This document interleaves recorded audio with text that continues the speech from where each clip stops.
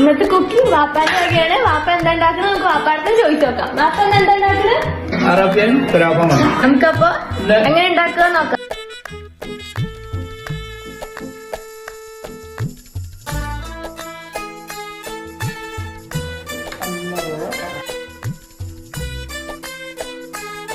അതെയാ, അൽഹംദുലില്ലാഹ്. അങ്ങനെ ഞമ്മക്കൊരു മോൻ, ഓനൊരു സുന്ദരനാവും. ഞമ്മൾ ഓന് ഫൈസലിന് പേരിടും, എന്നിട്ട് ഫൈസിന്ന് വിളിക്കും.